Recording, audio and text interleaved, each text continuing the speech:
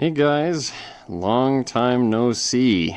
I haven't done any updates on the roadster at all, and that's partly because I've actually got another project going.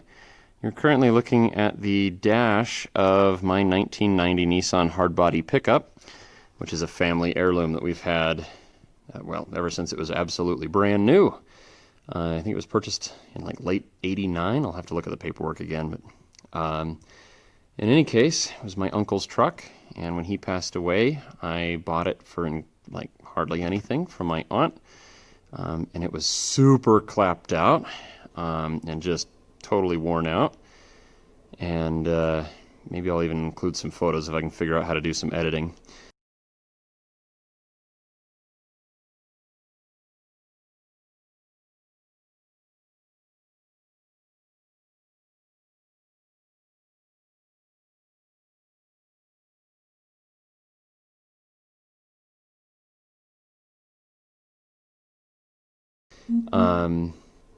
But in any case, I originally just started using this truck as just a little beater truck, and it slowly went from being kind of a piece of crap that I didn't care much about to slowly kind of worming its way into my heart and becoming one of my favorite vehicles I've ever owned.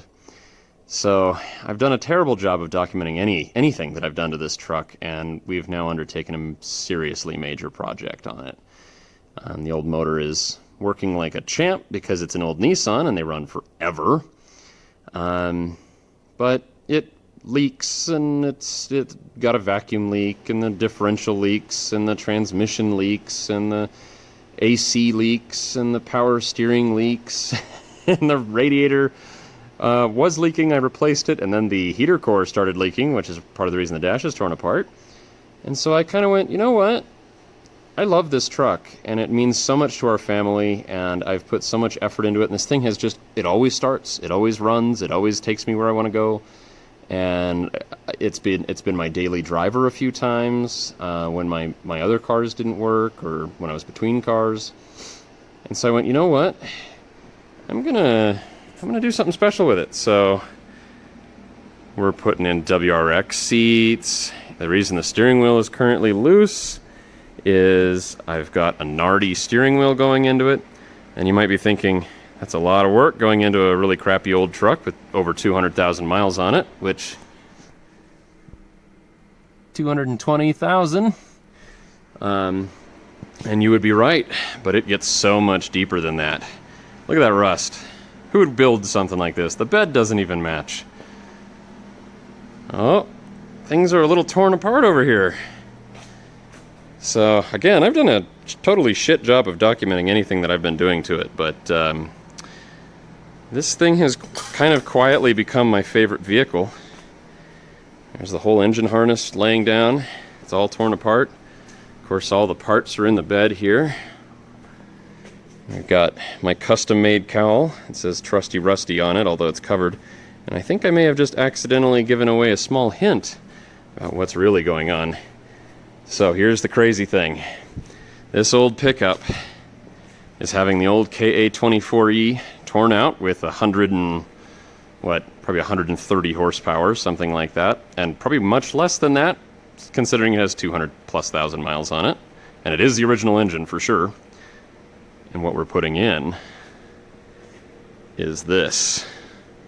This is an LS1 out of a 2004 Pontiac GTO, and you might notice it's got some goodies on it. It's got a fast intake. It's got 92mm throttle body, full MSD ignition system, Hurst shifter. Pretty sure the ECU has a tune on it. I've been told it has a cam, and I've been told it's somewhere probably north of 400 horsepower. That is going into that. Now, I don't have it here, but we've got a Ford 8.8-inch rear end out of I think it was a 96 Mustang, which of course has disc brakes, so those are going away. And they're 5-lug, so of course we have to make it match up in the front. So I've got Toyota 5-lug hubs that have been machined already, and I've got the larger brake kit upgrade for the truck already. So those are all going on, so it's going to have oversized brakes in the front, and of course the Mustang brakes in the rear should be more than enough. Except that I'm going to put like slotted rotors and stuff on it if I can. And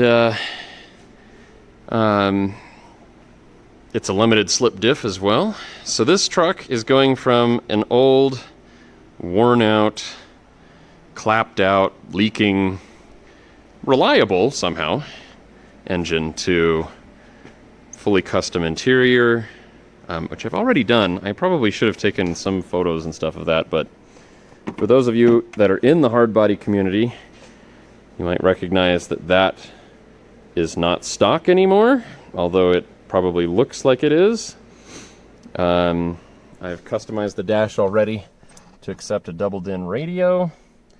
You can't see it because it's underneath the WRX seat, but there's a audio control amp in this. I built these little plates for these speakers. Those are being amplified by the audio control amp, but I'm actually going to be rebuilding these. And I've got Focal Flax 3-way speakers. So this old rusty pickup is going to have 450 horsepower, a limited slip differential, fully custom interior, and probably, I'm a car audio guy, that's actually what I do for a living.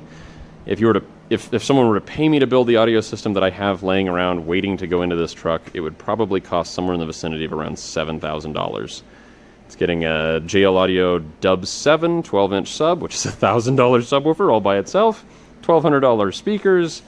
I think that amp is $600 or $700. Got an Alpine, what is it? It's a PDX M12, so 1200 watt Alpine top of the line amplifier for the sub. We've got Ford Mustang wheels, the 17s, the ones that kind of look like retro Kragers or something like that, and they're like charcoal centers with a polished lip that are going to be the wheels on it. And old Trusty Rusty is getting a new lease on life. It's going to be basically a new car. I don't think I've mentioned it yet, but this engine only has 39,000 miles on it. So that's pretty darn close to new. That's less mileage than my daily driver has. So yeah, this is going to be awesome. I'm renting out this shop from my brother, actually. And I'm hoping, we'll see, but I'm going to try. We're going to try to make this thing work by sometime next summer. I want to be able to drive it in 2020. That's my goal. May not be finished, because, you know, what is, but running and driving in 2020. So anyway, don't worry, the Roadster content is still going to happen. I haven't posted in forever, but I am still going to build that. It's just on pause right now because this truck is coming first. And ultimately, it'll probably end up pulling a car hauler with the Datsun on it. So anyway, I hope you guys enjoyed that, and I will try to post more videos in the future, kind of showing this process happen.